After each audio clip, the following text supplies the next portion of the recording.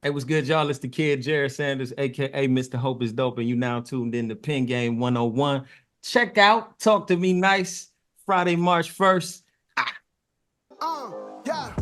Check the pin game, check the pin game. Got your favorite rappers going insane. Then we run the gauntlet like the end game. So what you waiting for? Check the pin game.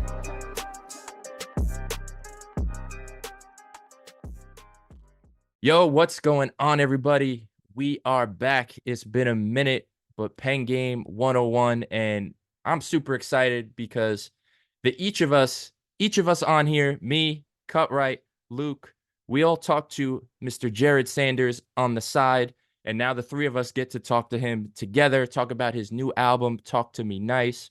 As he told us before he went on, he's back outside. We're back outside. Let's all be outside together. This is episode 18 of Pen Game 101. Cutright, why don't you take us into let's not even let Jered get a word in. Why don't you take us into Build the Bar, and that'll be his first words. Yeah, hey, look, you already know what it is. It's time for the build a bar. You know what I'm saying? Your boy Sway say, welcome to the land of the hyenas. I don't even know that's how I changed it. That sounds like a baboon, you know what I'm saying? But listen, here, this is how we starting it all. Build the bar. Since you Mr. Kendrick Lamar out here with the bars and such, man, we got to put the bars to the test at the top of the mountain. I see you, Thanos. Let's see what's going on with these words. What's going to happen is I'm going to throw you a word, and you got to rhyme. You got to build a rhyme off it. You got to build a rhyme off it. Now, you ain't no regular degular, so I had to come with the vocabulary that fit. You know what I mean? Your status, bro. Are you ready to go through this thing right here? I guess we shall see, man. I guess we shall see. All right. So check it out. So the first word, sophisticated. Okay. All right. So the competition gets eliminated. Everybody who competes, I like to demonstrate it. Intricate flows and cons and pros. You get intimidated, and you said the word is sophisticated. Yeah. Okay. Pristine bars. They so sophisticated. Like, hey, I'm back outside a little bit. You trying to build this game. I see you outside. COVID was over 2 years ago, bro. You should have been outside. No excuses out here. Whatever. You know what I'm saying? Look, whatever. Hey, yeah, I mean, look. All right. So the next word, Abbott Elementary. Hold on. I gotta write this down because I like looking at the word. You said Abbott Elementary. Yeah, it is called Build the Bar. So Jered is actually seems like he's gonna build the bar right now. This man got the blueprint. Yeah.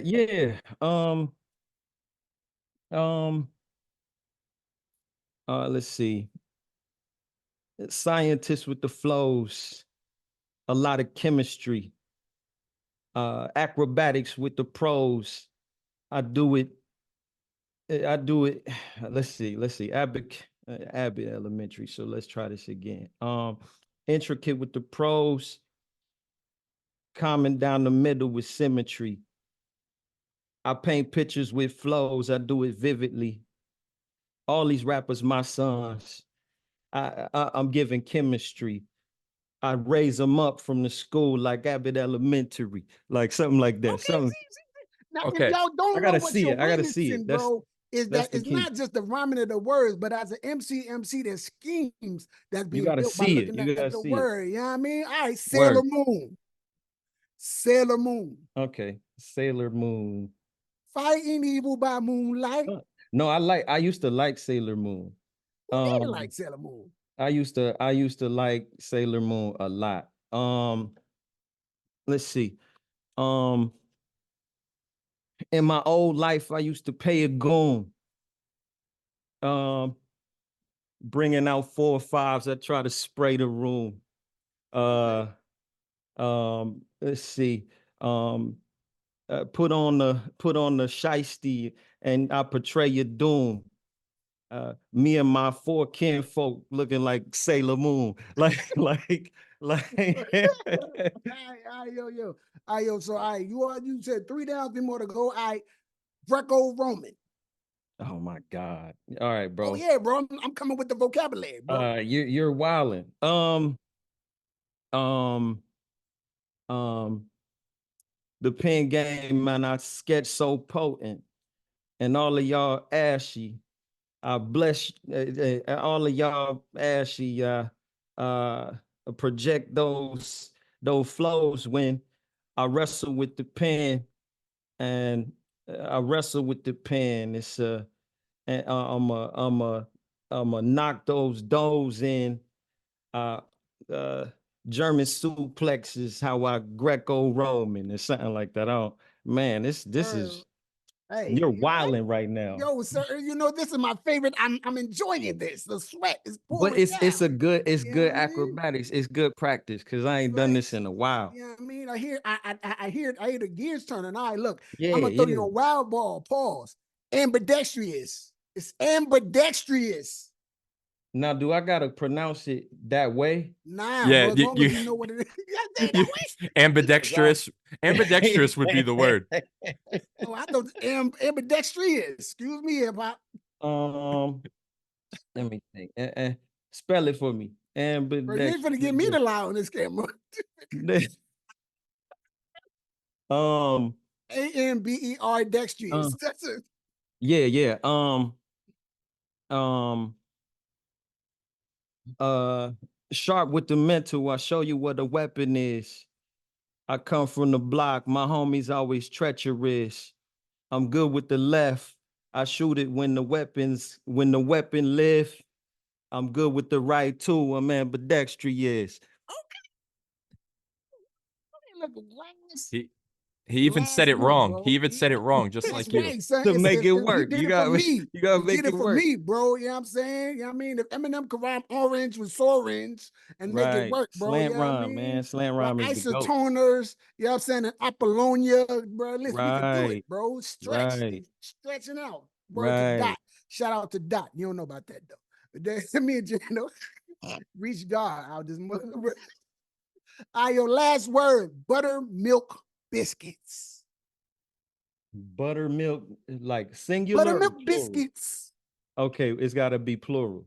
Buttermilk biscuits. Um, man, Got to that's rhyme the wild. syllables and all. Buttermilk biscuits. Buttermilk Cutright's biscuit. like, yo, I'm gonna give you a word. Here's a sentence.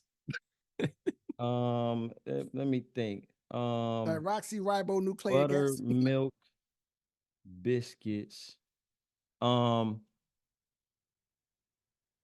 okay. Um, uh, this is tough. Off the top of the dome, I get descriptive. I put it down on paper. I give it vicious. Home cooked meal. I catch you catch the wits, kid. But it's all baked hot like buttermilk biscuits.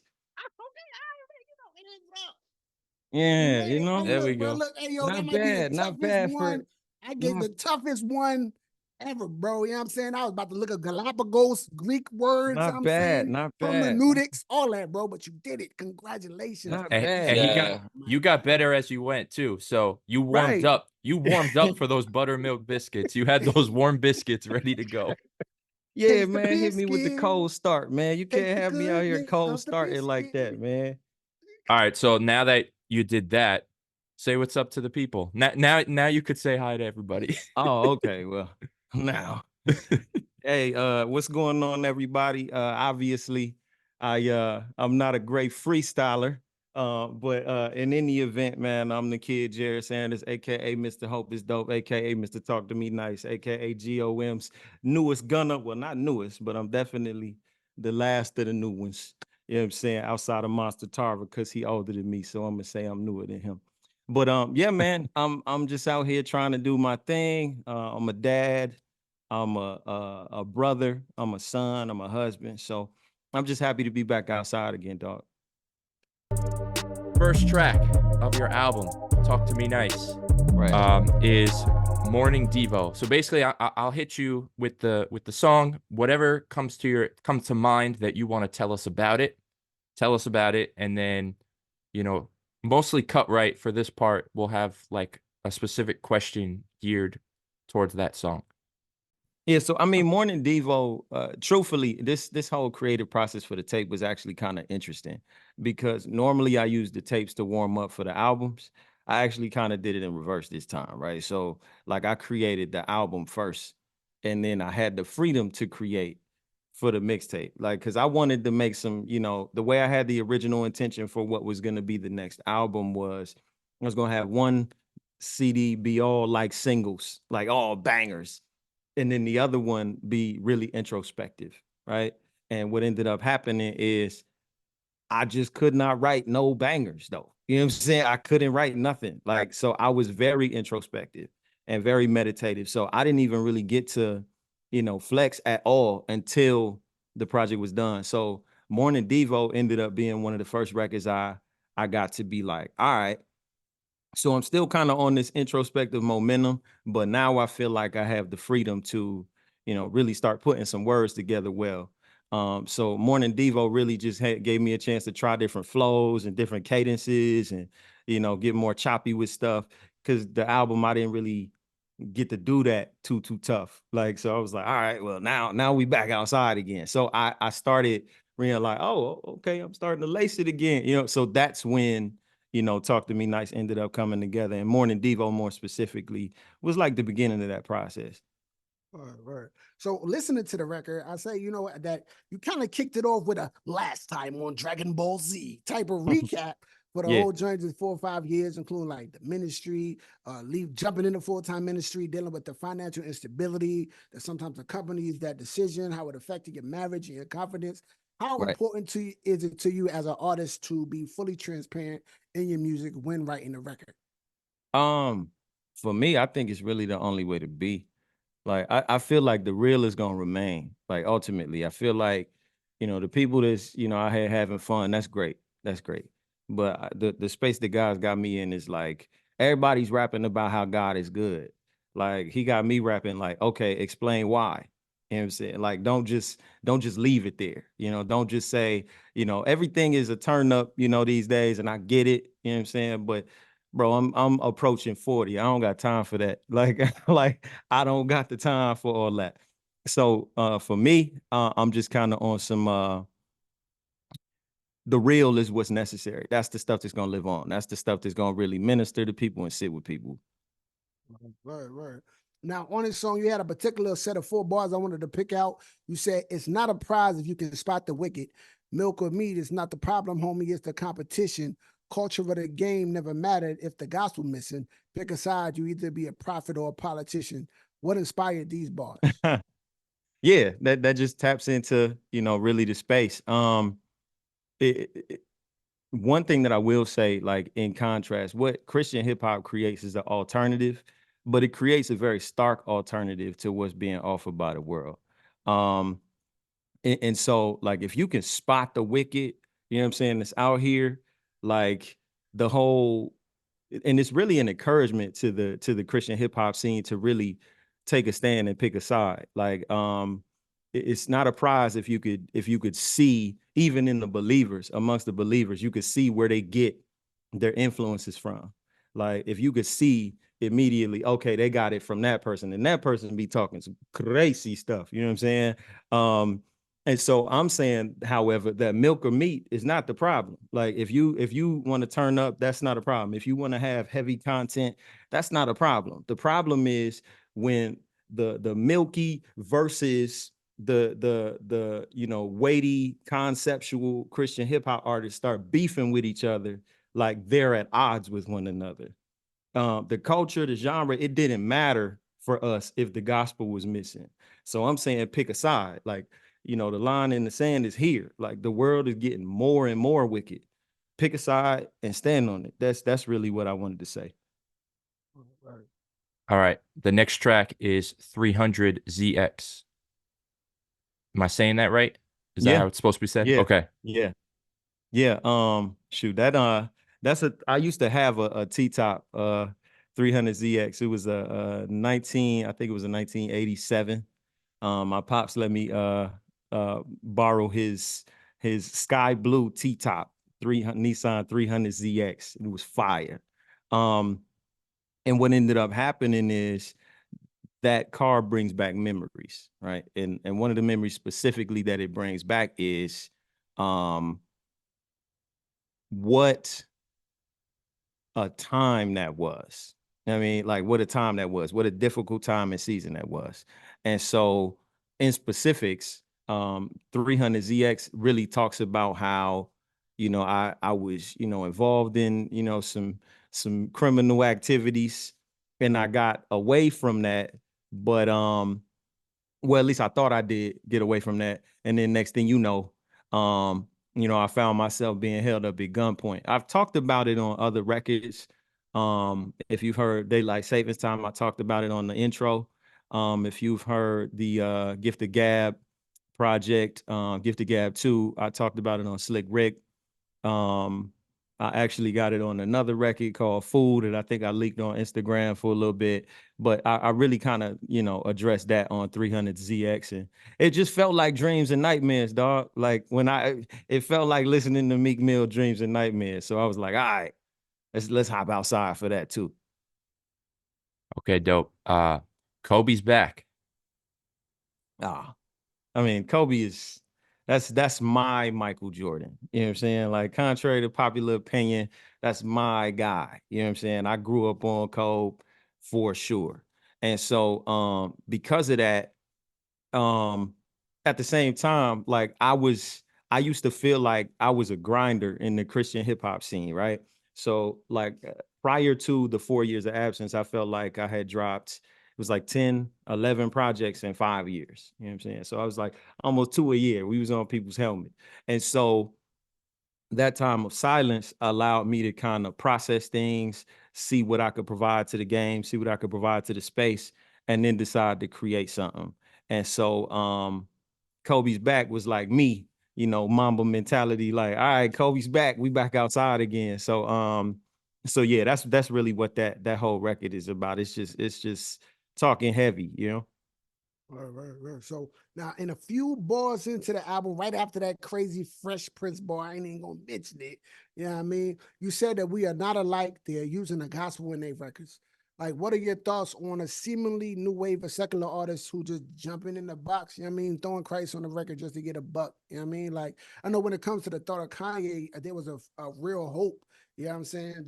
That was going on and that Christ was transforming his heart. But outside of Kanye, we, you know what I'm saying, we got artists like Lil Nas X, and now they got what's bro now is talking about Tyson Briller Tyson. I forgot dude's name. But you know what I'm Bryson saying? Tiller. So many, yeah. Bryson I'm gonna Tiller. blast that man whole name up. I was like, Tyler Bryson. You know what I mean? They got Bryson Gray and all them mixed up. You know what I mean? Right, But right, yeah, but right. just cats jumping on the wave, man, throwing Christ on the records because they know like that. Sad to say, man, that the Christians are gullible. They'll jump on, say, hey, yeah, and Right. then support it. You know what I mean? What's your thoughts on that? It's gonna sound controversial that I'm gonna say this, but I think it's fair game. Granted, I be trying to, preserve the home turf, but at the same time, when I look across even our space, like you can see, like I said before, our influences are obvious. So if we biting off of what they doing, it's only inevitable that they gonna try to hop on our wave too. You know what I'm saying? So there is it's kind of like if we had a sound that was unique in and of itself, like if we had a style that did not look like the derivative of something that you could get on the secular side, I think the distinction would be so prevalent that when a secular artist does it, they'll be like, you copying them Christians. But we in the space, generally speaking, we don't have the grounds to push back on that, in my opinion. It's like, hey, bro, I mean, you sound a little Nas X's, you sound a little Uzi Vert, you know what I'm saying? Like you sound a little bit like them. And so to me, I think it's just a call though to be original, but it is a indication that in the event that somebody who's not a believer in Christian hip hop listens to a record like Kobe's Back, I wanted to make it clear, like we not alike. Like they be using gospel in their records. If they die tonight, I hope they got somebody plead their case. Like, so I'm basically setting the line. Like, if you listening to this, we not like, don't be like, nah, that sounds like Jesus is king. No. We not alike. Like, and I want that to be made very, very plain. Okay. Next up, we got DCR. DCR. Dear Christian rapper. Okay, so I think that might have been the first record I wrote after the albums got done. And I feel like I do this a lot on each project. Like I'll have a commentary piece that could apply to whoever it applies to. And you know, one record that I used to do that, one of my favorite records is off of Nobody Famous, Upside Down. Like I'll critique the church and the world. Like I critique both. And what I saw when I listened to Dear Christian Rapper is I pay attention to the fact that as I addressed in Morning Devo, there's a lot of competition, right? There's a lot of people that are looking at what somebody else has. There's a level of like entitlement. Um, there's a level of redundancy, I would say. Like I see a lot of people kind of mimicking what somebody else is doing. And when I look at Instagram, like low key, like I don't know if y'all look at it like me. Like if y'all look at it like me and I scroll up and down the timeline, I'll be like, oh, that video looks like that video, and that video looks like that video, and that look so legitimately. Like I wanted to have a commentary where I felt like I could do that, but also address some of the current events that were happening, like the whole Cardi B and Corinthians conversation and the whole you know, no big deal, push it back on Show Baraka. Like I ain't got no problem saying names, anybody in here. But I just found like that was so silly. Like I'm like, all right, so rap is a medium that I'm gonna use. So I'm gonna rap it. And we're gonna find out who's who at this point. So that's really all it was. I ain't want no smoke. But I mean, if it is some, you know, it is what it is. But it was an intention to be like, hey, look at us, look at what we're doing. Like, and that's it. Right. So on this record, I know I got like a million questions. I was listening. You know what I mean? So on this record, you said never let the art you on discourage all your counterparts. Right. What advice would you give to those who may have knowingly or unknowingly discouraged others by basking in their liberties? You know what I mean? For instance, some ridicule by jokingly joking about the JPM or Jesus per minute rappers, while a host of others who reverence the evangelical nature of their music shame those who aren't as vocal about their faith in the music that they make. All right, so I'm gonna tell you the political answer and I'm gonna tell you the unpolitical answer. So the political answer is run your own race. Run your own race. Like what God is calling you to do and who he's calling you to and to speak to. Some of us in Christian hip hop are called to preach to the choir. Some of them are like, and they're going to be the ones that are the doctrinal, educational Christian hip hop guys. And we're going to walk you through Genesis to Revelation, right? That's them. And then you're going to have the people that are like, or at least they feel compelled to speak to the people that don't know God. And they could be called into that direction as well. Like we're one body with many members. So that's the political answer. The non-political answer is shut up. Like, dog, I'm not trying to hear this all the time. I'm not trying to hear, like, these conversations are so circular and cyclical, and some have merit and some don't. And with every new generation and every new class of Christian hip hop artists, the same questions come up. The same questions. Like, I just happen to believe that in God and all of his sovereignty, he will separate the wheat from the chaff. Like those people that's out here capping, they're gonna get sat down. Like, and the people that's out here doing it for what they may not get in front of thousands of people, but the people that are here for the right reasons, they're gonna stick around. Like, run your race, man, and shut up. Like, let them do that. Like, and don't get me wrong, I do think there's a call to call out people who are obviously misleading people, right? Like that therein is room for that, right? So if there's somebody out here who's creating content that you know they like, I'm a Christian artist, and they talking about F this and F that and knock down chicks and get drunk and high, it's like, hey, bro, like tighten up. You know what I'm saying? Because you need to be saying that over there. Then don't bring that this way. So I do understand that, but a lot of it that I'm seeing as far as the conflicts are concerned is really just application differences. Like it's not even like sin versus non-sin. Like it's like I wouldn't do that, so you shouldn't do that. And to those people, I'd be like, shut up. Like you not that. So don't worry about it. Like, don't worry about it, sweetheart. Don't worry about it, sweetheart. So that's why, like, the way you're talking about this, that's why I didn't understand what DCR meant. I thought it meant dumb Christian rappers. Nah, definitely not. But definitely a letter to the Christian rapper. So like if the shoe fits, it fits. Like it's one of them situations. He Writing thought epistles. about it. He thought about it.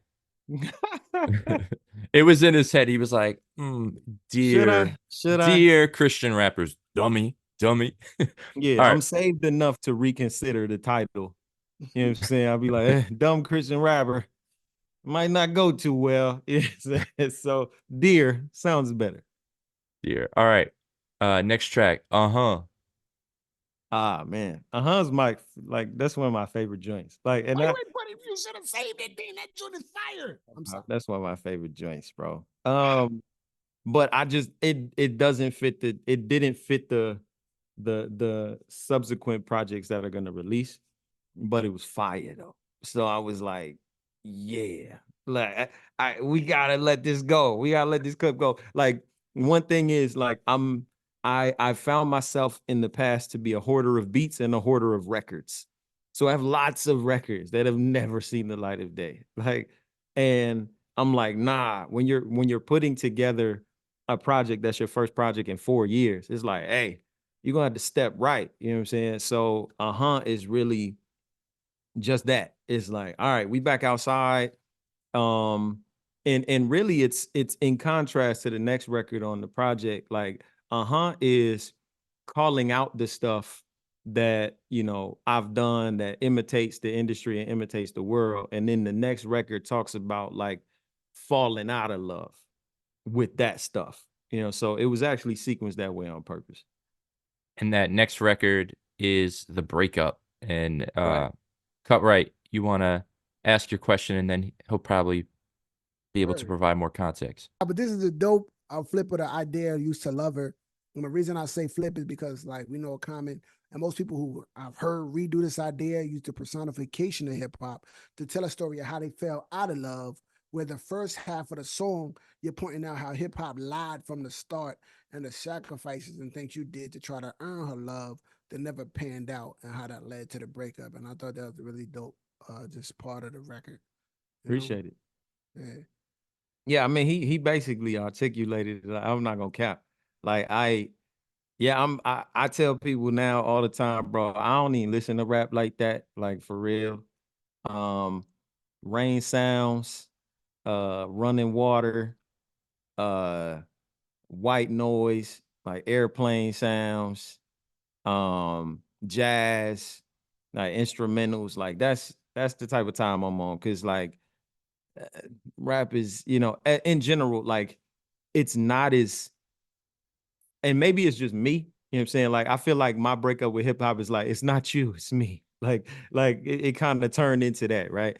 Cause it's like, I don't love you no more. You know what I'm saying? Like you used to be fine. Like I don't see it no more. Like you just not doing it for me. And so yeah, I think that's kind of where I'm at. Like it just, oh, that's a fire beat. Like I don't do that as often anymore. Like I'm not, it's whatever.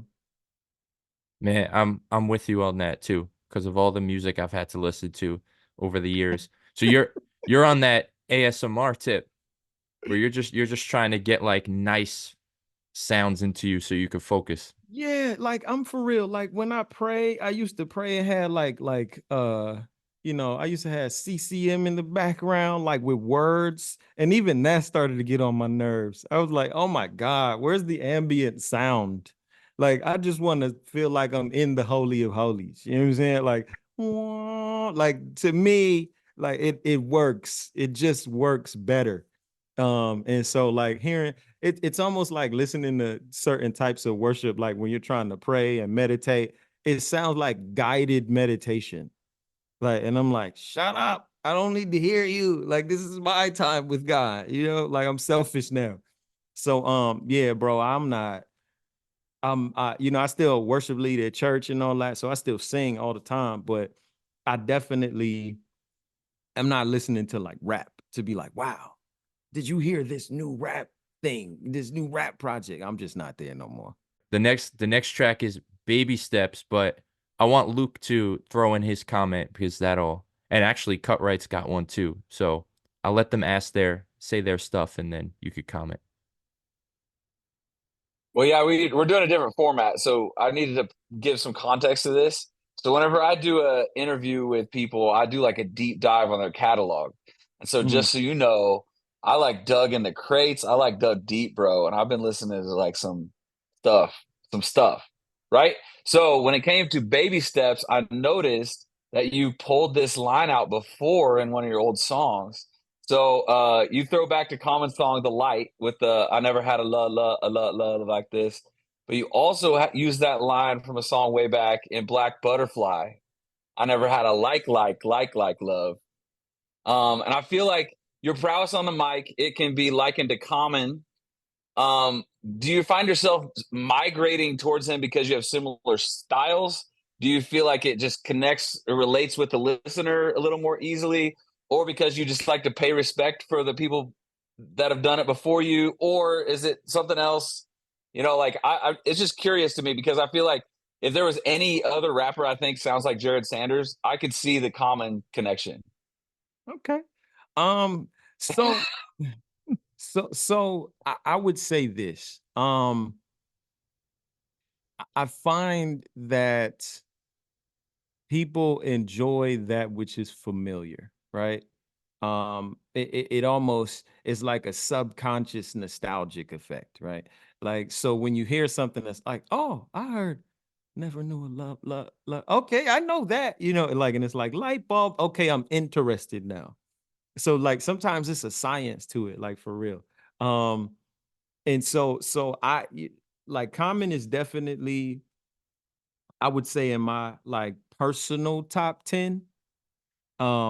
He's probably like closer to the bottom of that top 10, but he's there. And it's just because there were certain rappers that shaped the style that I wanted to have. Like there are people that I gleaned from. Like contrary to popular belief, like I gleaned from like Lil Wayne, like and Eminem and Lupe Fiasco and Kanye and Fonte and Black Thought. Like I pulled from different artists, but when we're getting to a certain tempo, some people did that better than others.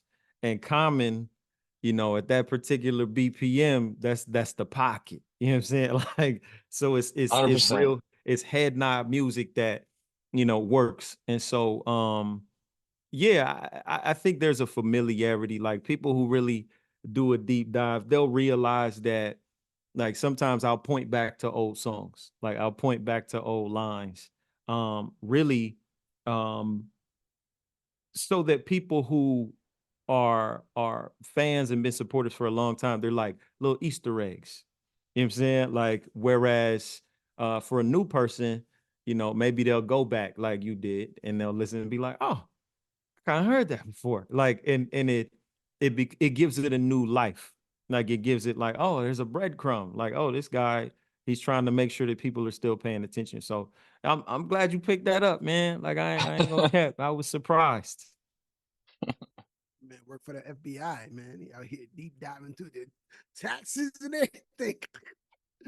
Man, for real, bro. Yo, hey, so listen, the only thing that I just say was, bro, what's up with the bars is dope, but what's up with the vocalization, bro? We need more singing. You're a dope enough artist, and you can do both and be successful. What's up? We need some more me. What's up with that, bro? Yeah, I mean, I've always, I was a singer first. So I've always felt like if I'm gonna do a record with singing, I don't want to rap on it at all. Like I want to be very genuine to the process and really tap in to make like an actual completely song vocal project. And that's something that I've been kind of tinkering away at for some time now. So like I'm probably about 6 records in. I think I might give people like 10 or 11. Um so we're close, but I will say this, and I'm gonna just let y'all know, if I drop something that's an R&B record, I'm not going under my name. It's gonna be a complete alias.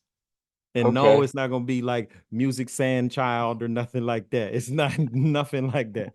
It's gonna be a completely and the main reason why is because like I feel like thus far I've been building a brand. And I feel like too far of a deviation from that brand may not necessarily serve it well. Especially if you're going full board, like a full R&B record. Like this isn't Drake, honestly, never mind. You know what I'm saying? This is a real album where like I want when I do present it to the world for them to be like, yo, I never knew he rapped. Like I want it to be that intentional. Like, oh, he raps like that. So that's what I'm working on. So the yes, you will get more singing stuff. It won't be, um, it definitely won't be on uh it won't be under my name. Like, no cap, it won't be. So low key, like I might feature myself on the record and actually give myself an alias on the record. Like, and that'll be the start. You know, Just you know what I'm saying? Like make double your myself a streams. main, like make my alter ego a main. You know what I'm saying? Like what J. Cole do, kill Kenny or kill what he call himself? Kill something on KOD, kill Robert or some name. Like that was his like singing alter ego. Well, we'll see. We'll see if it works. You could double your streams that way, maybe. All right. So now you got Blessings with Mission. Right. Yeah, like truthfully, I've been sitting on that record for like 2 years. And I sent it the beat to Mission a couple years ago. He was like, "Yeah, man, let's go, let's go." And I was like, "Yeah, let's go."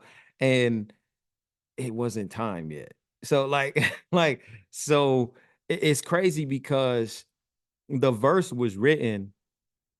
I mean, I was mumbling the hook for the record like months before, but I didn't actually start writing anything down until I sent it to him like a week later. And like the verse was done in like, I don't know, 10, 15 minutes. It was like, oh yeah, we this is just fun, like vibey type record. And so that's what I decided to do. Blessing is just a fun record because I have another record that's called Blessings.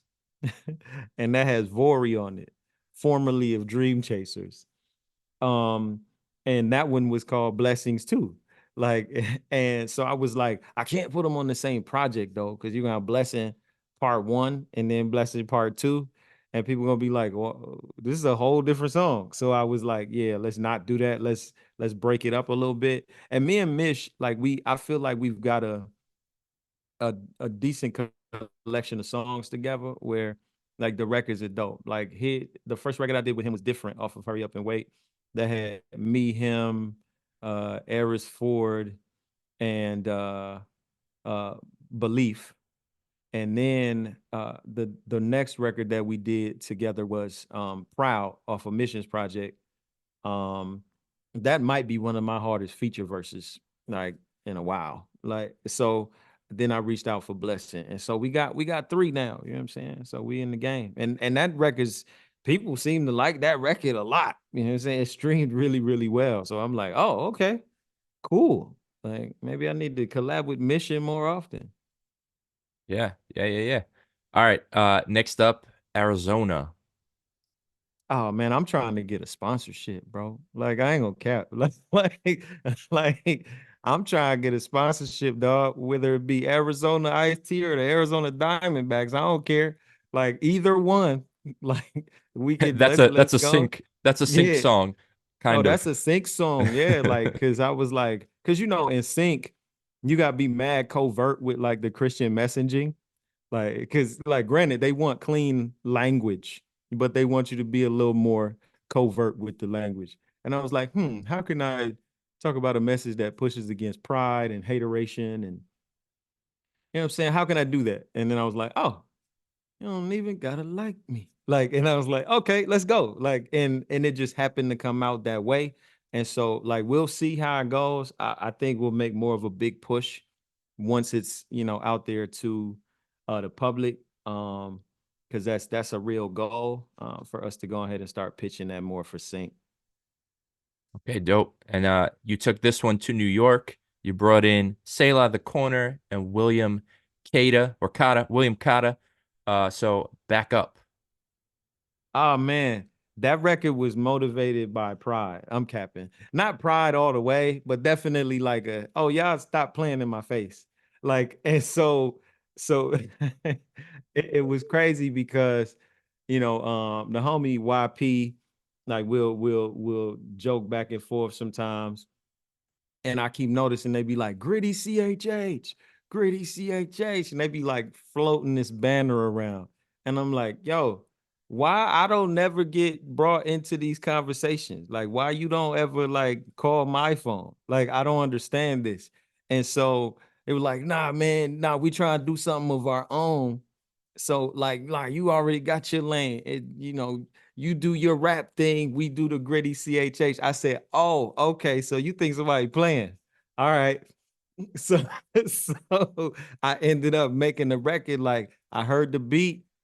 I said, yeah, I'm about to I'm about to murder somebody. Like, and so it just went that way. Like, back the heck up. If you ain't about his glory, then pack the heck. So I was like, all right, let's do because I don't even listen to West Side Gun like that. I don't listen to West Side, I don't listen to Ghostface, I don't listen to none of them like that. But when I heard the record, I was like, we're gonna be more aggressive this time. Like normally I'm super laid back. I'd be like Big Sean on the record sometimes. But I was like, nah, I'm finna wild on this record and I'm gonna send it to I'm gonna send it to William and Selah. And it just happened to come out really well. Just so happened to, as if you didn't know that this was gonna turn out I pretty was well. going You three. wow. Like either they was gonna step up or they was gonna get ran over. So this is the call out to Gritty, CHH, C4, YP, Q Flow, Prodi. This is what happens when you don't let Jered part of your crew. Yeah, man. I want to be gangster sometimes. You know what I'm saying? Like I don't get it. Why can't I be gangster? Like I wear black hoodies and black Air Forces. You What's put a wrong with me? You put a Yankee hat on for the interview too. Yeah, you put a whole hood on, you know what I'm saying? Like I could do it, grow some dreads. That might take a minute though. You could have did that over the 4 years that you weren't outside. You could have been growing those dreads. True, All that's fair. That's fair. Yeah. All right. We got Peace of Mind. Yeah. So Peace of Mind was just you know how you be like me and God be having these interesting conversations, and I look at God, he's so majestic, he's so huge, but at the same time I could tell like low key I'd be like, God,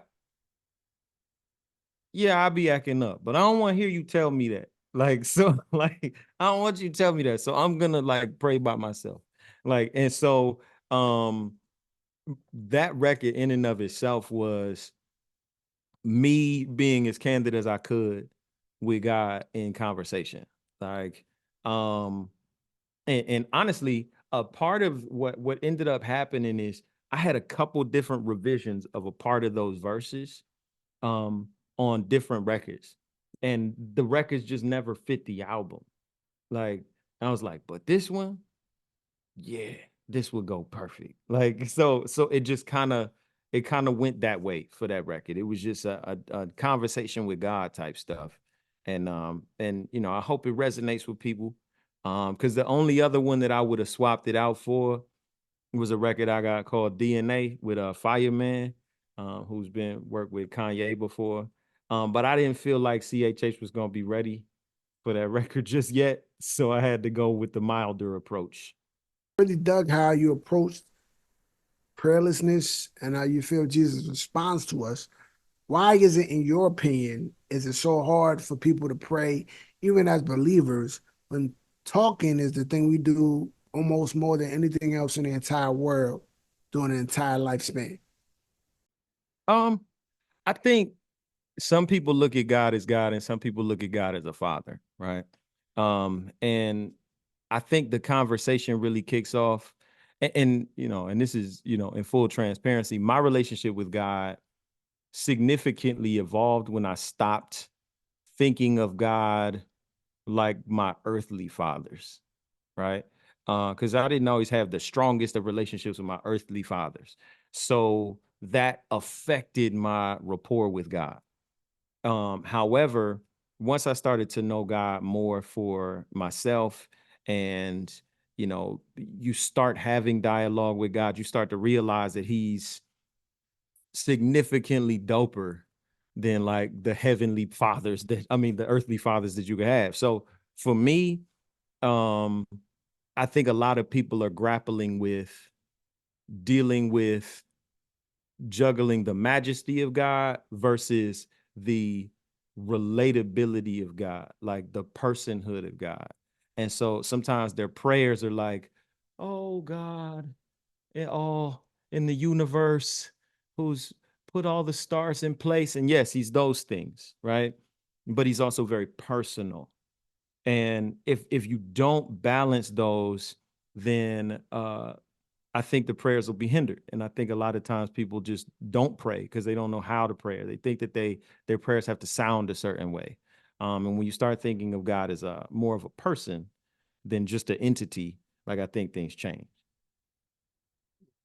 Okay, and the final track, which is kind of like two tracks stacked together. So maybe let's talk about them that way. You Right. have Decent is the first half. Yeah. So Decent was like me articulating where I'm at now, in the faith and in my relationship with Christian hip hop and so on and so forth. Like everything's decent. Like I don't want to pretend um like there aren't things that I could, want, but I don't want to prevent myself from getting whatever it is that you have for me. So in that relationship, like if that's if it's not for me to have those things, like don't let me have those things. Like, and I never would have prayed a prayer like that. I never would have said a bar like that 4 years ago. Like, and so I'm like, hey, like I'm good with decent. You know what I'm saying? I'm good with like I like my wife. You know what I'm saying? Like I like her. Like contrary to, everybody's like, I love my wife. Oh, I love my wife. No, I like her though. Like, and there's a difference there. Like I like my kids. I like my family and I like being around them. So if whatever it is that my individual pursuits may desire are not what God has for me to have, like I'm cool. Like you can have them. I don't even want them no more. Yeah, I feel like you're almost also ending the record kind of like how you began it, right? You were talking about being gone, and then you sort of revisit that idea and the landscape of your life that's changed, and even the landscape like of music that happened when you were gone. So, do you think things specifically changed while you were gone, maybe outside of your life, like within CHH, or 100%. and yeah, 100%. and in what way? Like, I guess what would be the thing that now that you're outside again, we keep bringing that up. Now that you're outside again, you're like, dang, this wasn't like that before. Um, so I think that for one, there's almost like a maniacal frequency of posts from artists now. They're like way more posts, like, and they're like way more posts of the same thing at a different setting.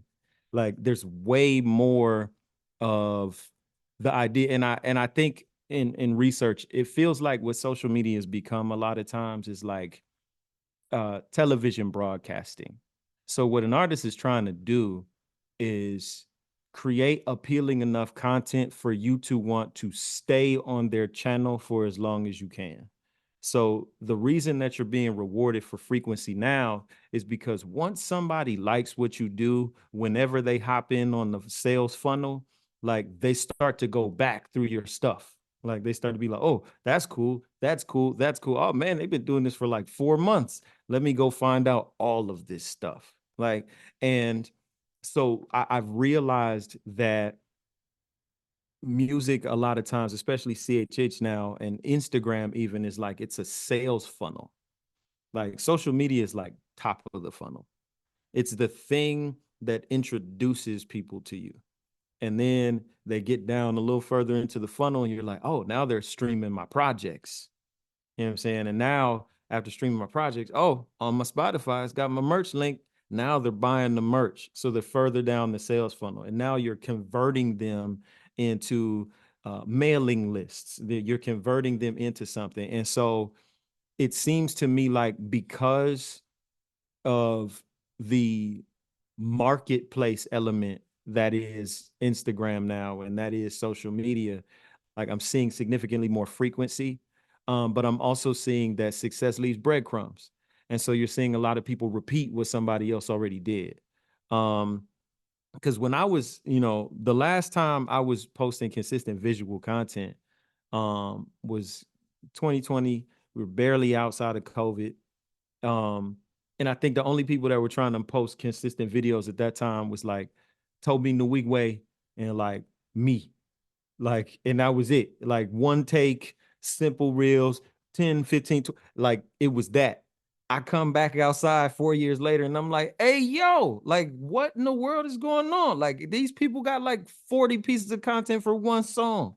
Like what just happened? Like, so the game has evolved.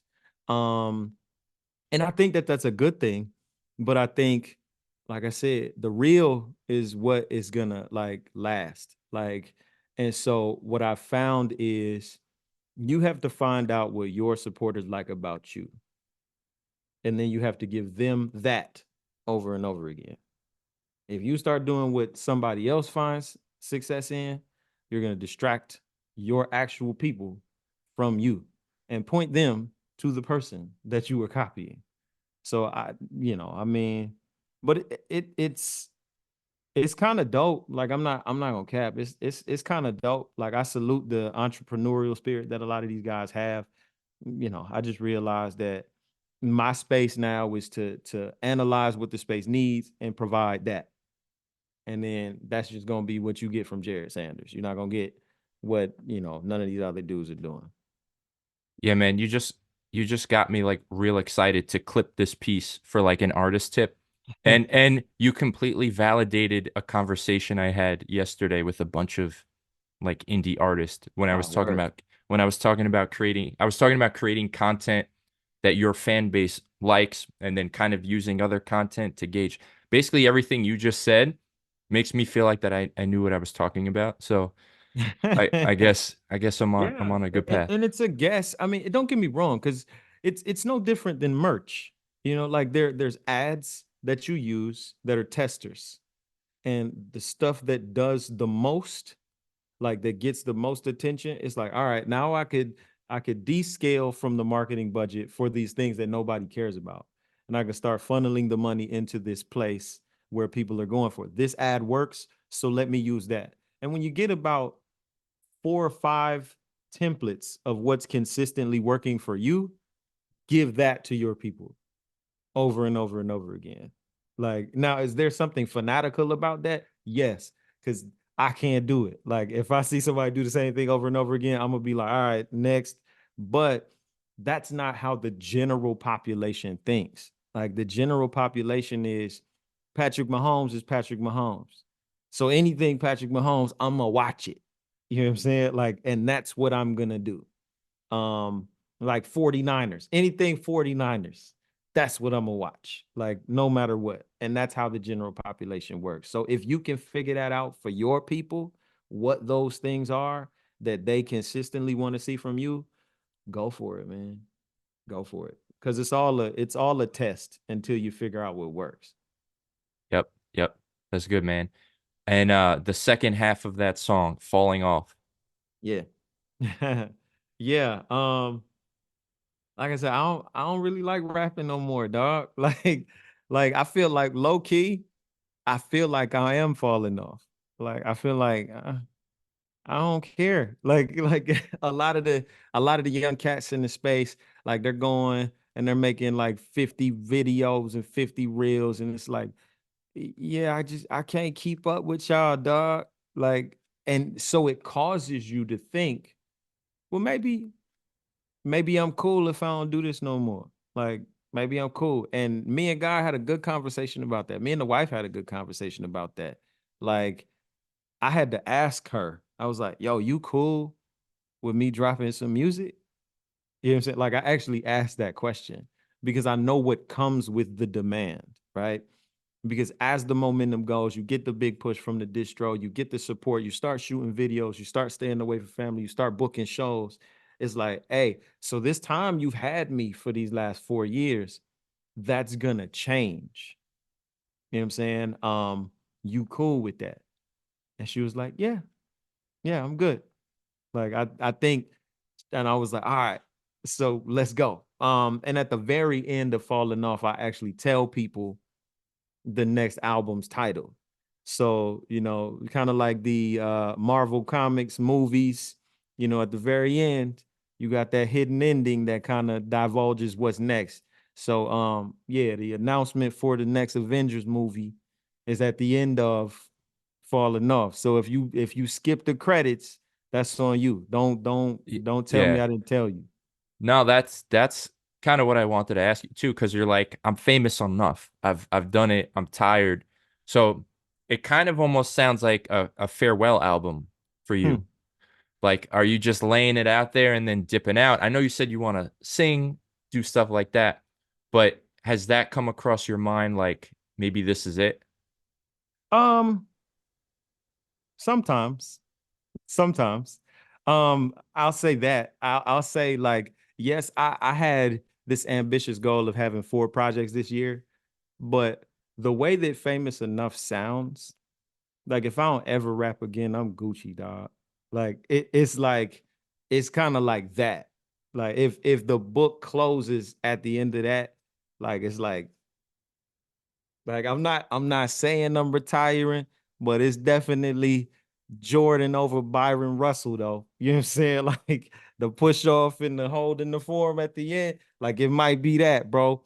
But I don't think that it's over. I just think that the desire to make music so that I could get to the next project, like that's dead. Like that's over. Like if I want to make music, I'm gonna make music because I feel like it. Like not because I owe somebody some records, I owe a label some songs or anything like that. It's like, nah, I don't foresee it being over because me and Swoop and me and Daniel still got some work to do. Um, this R&B project got to get done.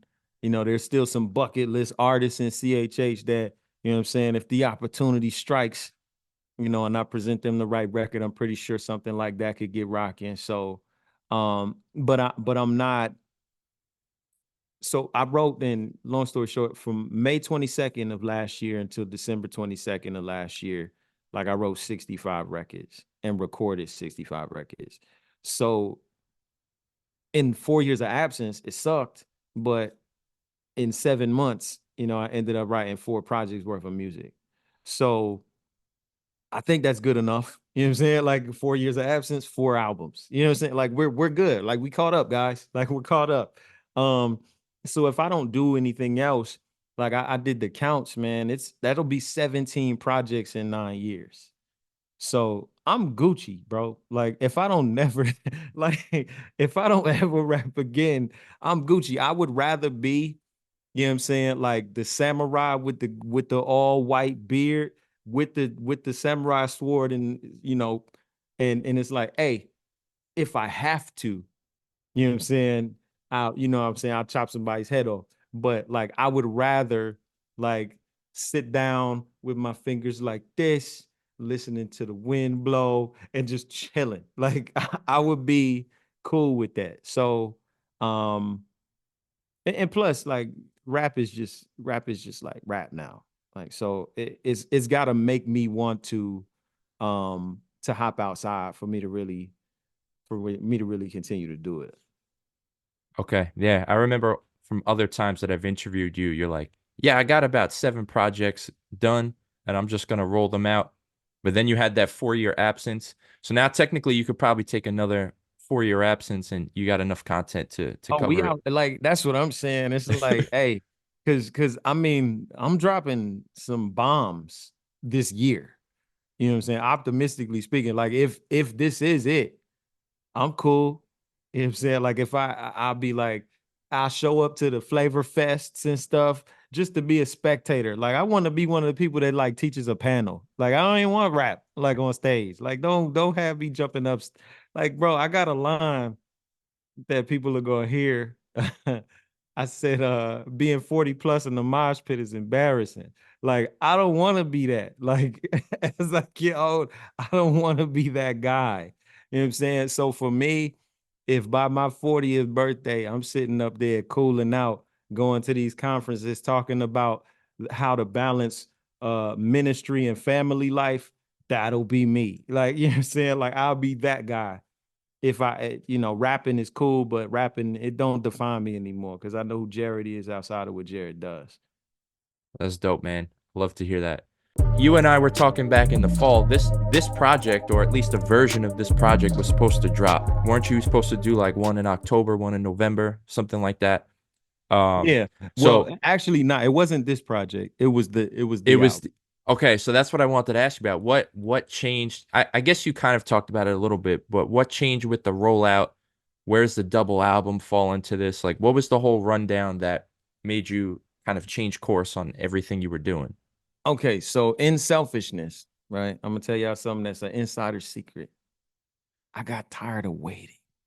Okay, so what ended up happening is, when I had the album ready to go, like I didn't have a time slot that I was going to be allowed to drop a project within.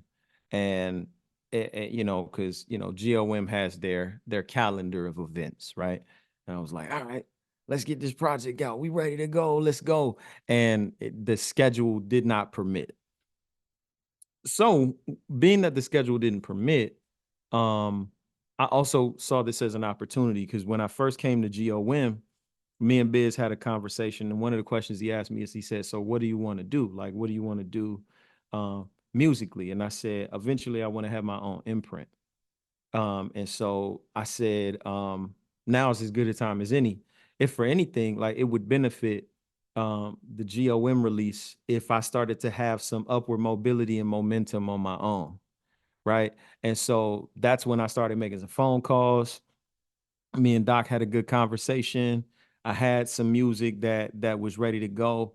And he was like, "Yeah," and he actually kind of helped me, like, "Yeah, man, if you drop a project around this time, you give yourself 3-4 months between, and you drop another one, and then you do." And I was like, "Oh, okay, yeah, this works." You know what I'm saying? And so that's how it came together. Initially, I knew that I had a project that was 100% done in December.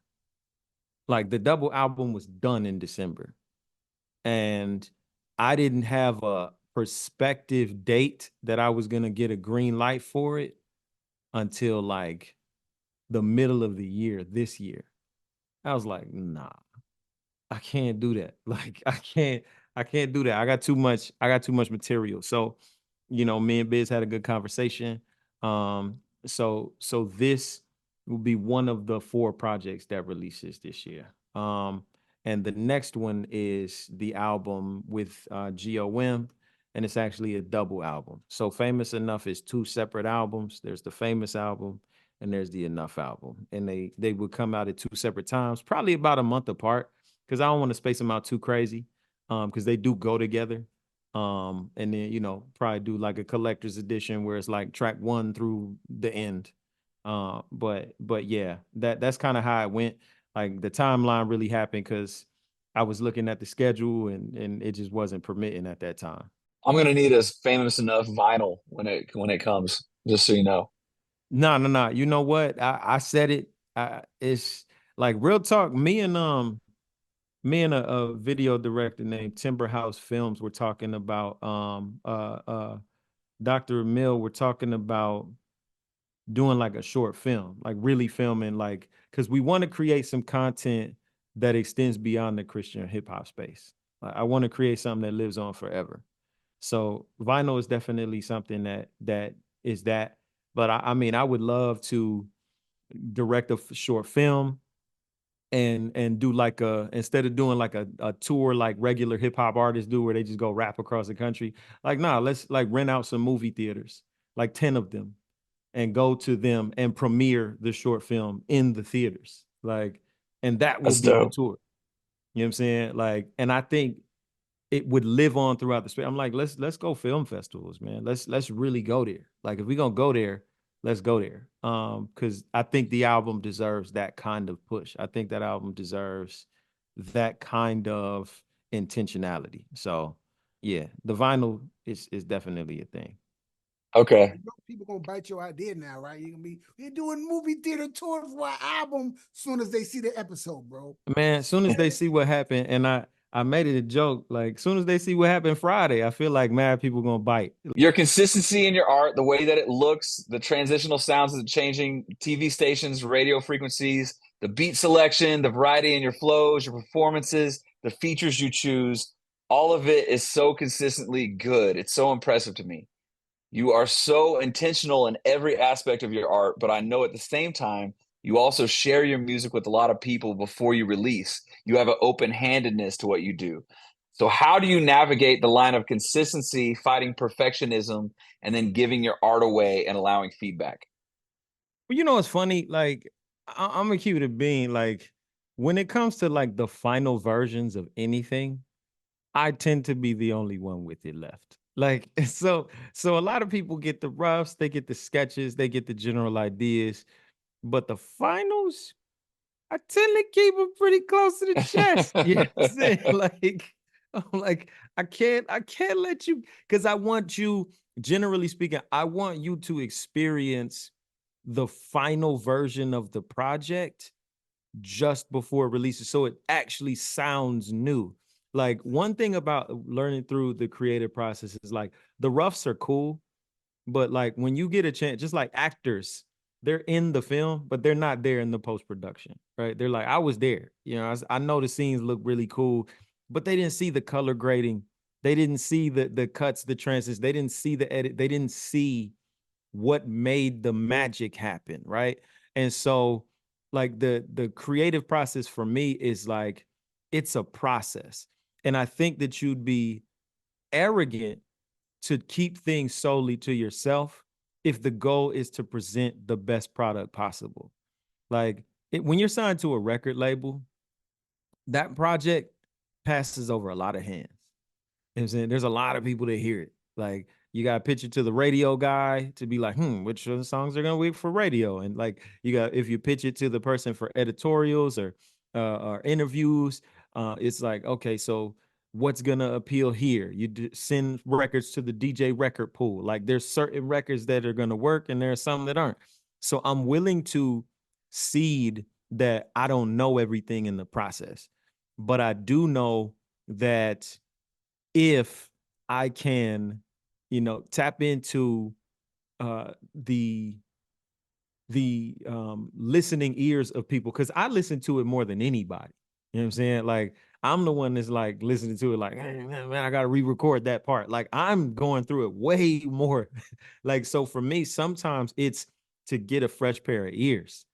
Like it's like, because I think it sounds cool, but I'm probably gonna think more harshly of it than any of y'all ever will. Like, because I'm like, this is my baby. And low key, there's a part of me that never wants it to see the light of day. Because it's like as soon as it drops, all that work and time and energy and effort is subject to how people perceive music and receive it. Like the best steak in the world, you're gonna crap it out. You know what I'm saying? It doesn't matter like how intentional you were to make garlic butter and sear the steak and make sure it's perfectly seasoned and cooked. Like it doesn't matter. Once it's there for consumption, people are gonna do with it what they will. So I try to bring people into that process prior to it actually coming out to the public, because I know that the last version, I'm the one that has it. Like nobody else does. So they're gonna hear it the same way that a first time person is gonna hear it by then. Okay, dope. That's cool though. Talk about the cover for the album, like Jesus being detained by what looks like SWAT officers. Yeah. Is there a specific story or anything behind it? I'm gonna keep it a bean. Like, so I'm gonna give y'all the political answer and I'm gonna give y'all the non-political answer. Go ahead. So the political answer is, um, I wanted something that made people stop and think, right? And I was really, I feel like it looks really Banksy-esque.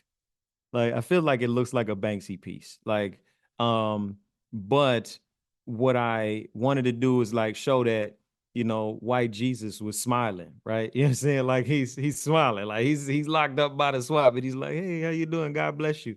Like, and I feel like low key, that's what I feel like the temperament should be for us, like going out into the world, being a light, right? Like, it's like, yeah, we straight. Like, we got something you don't got.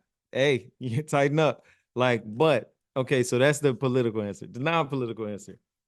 All right, so there's an art director who I was working with. There's an artist.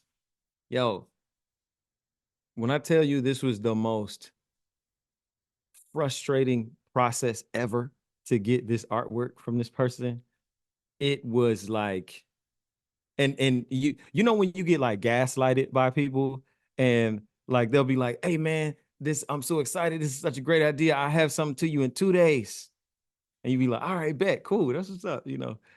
4 weeks later, you know what I'm saying? Like, it's like, hey bro, what's going on with the artwork? He's like, hey man, don't pressure me. And it's like, hey, whoa, you got a little too much dip on your chip. Like, slow down. Like, don't talk crazy. But so I tell you what, since you can't do the custom artwork that I need, like, let me get some of these pre-made covers that you already have, and then we even. Like, I don't gotta worry about you creating nothing. We already got this work done now. And so one of those happened to be the artwork that was chosen for Talk to Me Nice. I ain't gonna never name this designer's name on the record, but I'm gonna send a message to all of y'all not to do business with this guy ever. Like, but like he called, but I had to work with what options I had, and that one was fire. It just so happened that the artwork was fire, so it worked. He also did the artwork for Blessing for me and Missions record. I still didn't get the custom artwork that I wanted though. Like, so that's not the artwork I actually asked for. It's just the artwork that he had that I thought was fire. So it worked out. Bro, I thought you did that joint on Mid-Journey. I was like, he went straight to the AI art. It was like Jesus getting arrested by SWAT. Nah, it was a really talented guy.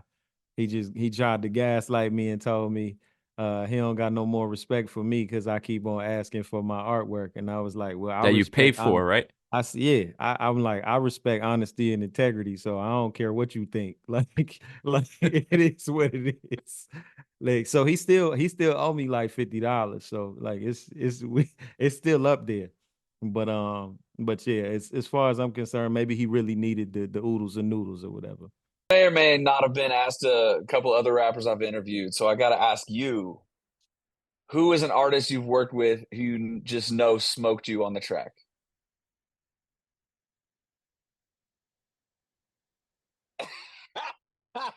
Do you want the political answer or He's do you... not answering. He's not saying anything. He's not saying Because anything. nobody never smoked me. That's why. Nobody can smoke him.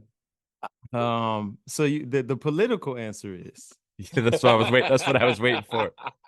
the political answer is yeah, I can't recall that ever happening. I can't recall it ever happening at all. The non-political answer is, I would say this: there were definitely some verses where I was surprised that they did really well, considering the circumstances. Like, one verse that I think like sis AI smoked on, like Payback, she was cooking. But at the same time, I feel like we was handicapped because like the dudes, we got 8 bars and she got a whole 16. So like we was fighting with one arm behind our back. But I don't feel like I got smoked though. Like, I feel like my verse on that record was fire though. Like, but that surprised me because I was like, oh shoot, like, give me another 8 bars. What we doing? Like, or Bizzle on the Way Up remix. Like, he got a whole freaking verse. Like I had to like make do with like 6 bars. Like, and I feel like my verse on that was fire. But I had to actually like really work really hard to like make a verse so I didn't get smoked. Do you know how difficult it is to write 8 bars to somebody's 16 bars and it still be like the same level? Like you have like it's very difficult when somebody who Right. could really rap gets twice as much of an opportunity on the record. Right. So yeah, I don't feel like I've ever been smoked, but I do feel like there were some where I was like, I'm not about to get smoked. Like y'all not about to play in Okay. my face like that. Like, so that's definitely happened before. So would you say that AI and Bizzle are two of the best rappers you've rapped with? Yeah, I would say that. Who else I would you would put up there? huh? Who else would you put up there? Mickey Fax, Fonte. Um, yeah, those are the two best that I've rapped with. Mickey Fax and Fonte. But I would say in the Christian rap space for sure. Like Bizzle, Dayton. Hey, yeah, I feel like low key GOM like is a cheat code. Like Right. cause you're getting really good rappers if you Right. get a feature from them, right? Right. So yeah, I would say that Fonte and Mickey Fax, both of them are probably the two best that I've actually collaborated with. We got one more game. And I'm like rethinking through, I should have picked something different. I have a feeling that he's going to be good at this. So we'll just see. Nobody, I will tell you though, like this is our 18th episode. Nobody's good at this part, but it's really fascinating to us every time. So we're just going to do it. Nobody's good at it. Okay. So this one's called Run It Back. Like I said, I dig in the crates. I go find some old stuff. I dust off some old verses. And Right. so what I'm gonna do is I'm gonna start quoting one of your old verses. If you can continue the rhyme scheme, that's a point. If you can say what the name of the song is, that's a point. If you can say what album it's on, that's a point. Sometimes people Dang. can just do one of those things. Sometimes people can do them all. Well, actually, I don't think anybody's ever been able to do it all, but yeah, we'll just see. So I've got 3 songs for you. I'm going to just start quoting to you and we'll see if you can do it. Okay. All right. All right. Here's the first one. Oh my, what a guy. Firefly hooligan. Who was that? Who was him, brother? Who was that? Who was them? And two of them. Look at them. Like, man, that's like superstar. Oh my, what a guy. Firefly, hooligan. Who was that? Who was him? Yeah, I can't remember that whole line. But that's Flow is like 2 of them. Look at yeah, swim. Who'd have thought? yeah, Read and weep. yeah. Who'd have talked? Yeah, Yeah. that's old school, bro. Like, yeah, but that's superstar. Um, that was off of Sorry for the Delay. Yep. That was pre-salvation Jered. Yep. Like, that was pre-salvation Jered. Man, you Yeah. went super far back. I don't even got them rhymes in my phone, bro. Like Yeah, it's good that you knew it though, because a lot of times the rappers like, that's me. Like they have no idea that that's a song they even wrote. Like that yeah, don't even nah. sound When he like me. said it, I was like, dag, I haven't rapped that verse in 6, 7 years. Easy. It's 2014, Dude. that song. Yeah. Dude, so crazy. Dude, I just found that in like the last week, and Yeah. that whole album is really good, man. Yeah, It's yeah. really good. And your Pre-salvation style, there was wilding. but your style hasn't changed though. Your style, you still rap the same. Yeah. Yeah. Anyway, it's crazy. Okay, here's the second song. Kind of gnarly, bruh. Passed out on the party Bacardi cups, oats and barley pubs and the Marley puffs. My hardly hard and you hardly thug hard, but the bars cleaned up. Music in the what is it? Hardly hard, but the bars cleaned up. Music to the ear like guitar string plucks. Dang, what is that joint? Give me a second. Give me a second. Bar cleaned up. Music to the ear like guitar string plucks. You hardly thug.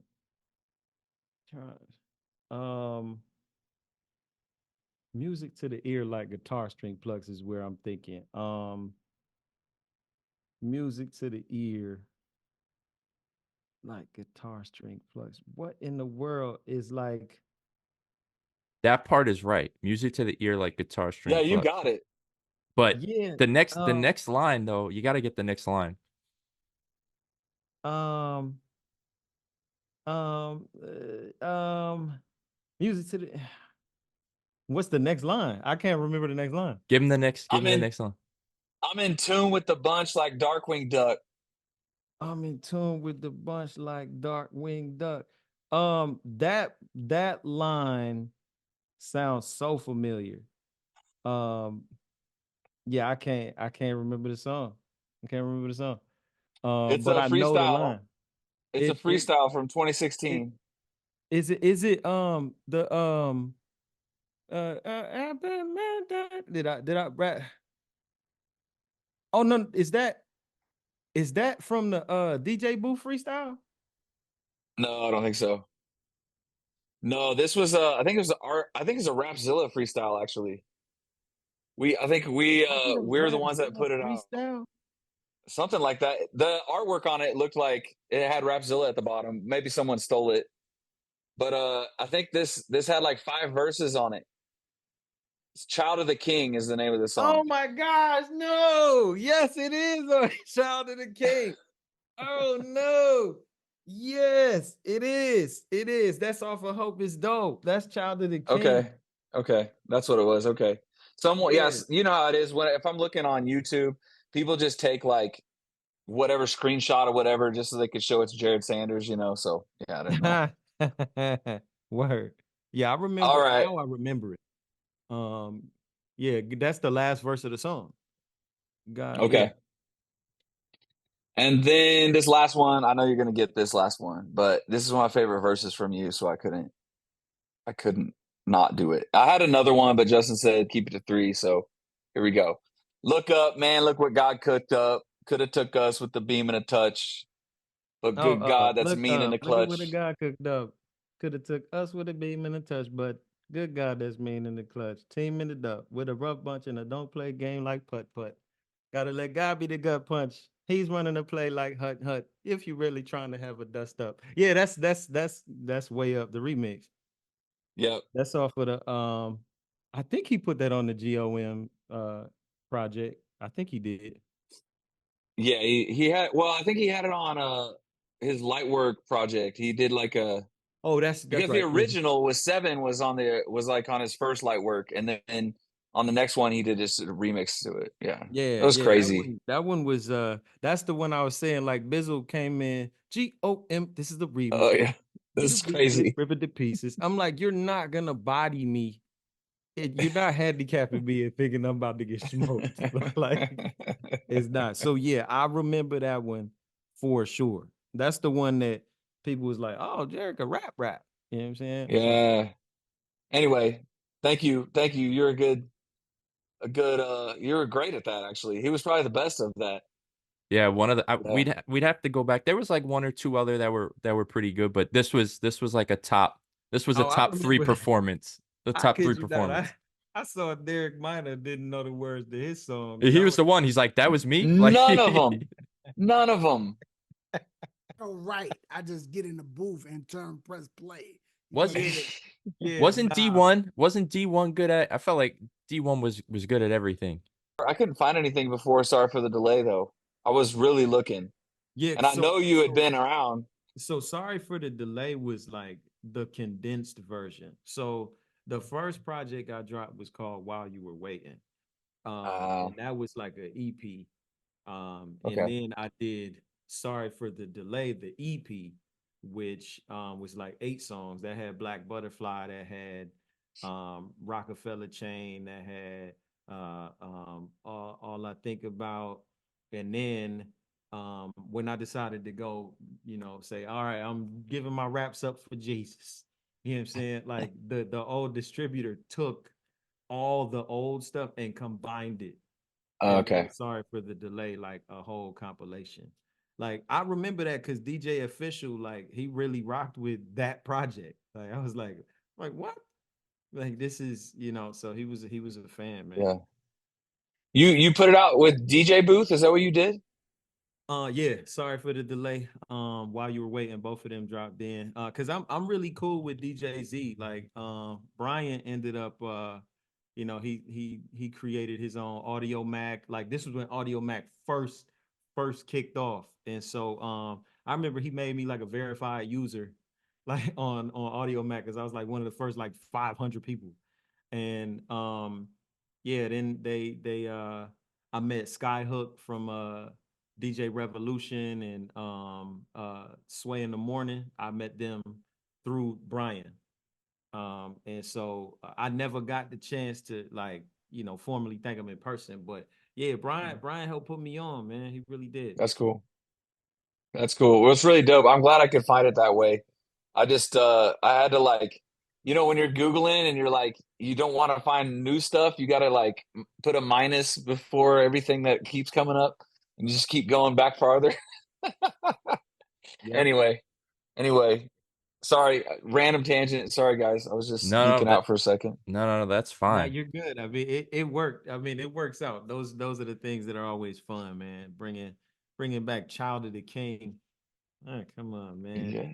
Listen, Yeah. every artist who comes on this show tells us that this is one of the best or most fun interviews they've ever had. So if that's what it takes to make Jered feel good, bringing up some nostalgia, that's what we got to do. That's the name of the game. I'm with it, man. I'm with it.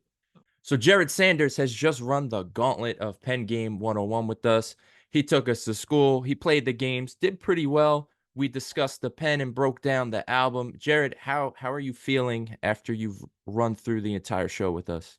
Exhausted, man.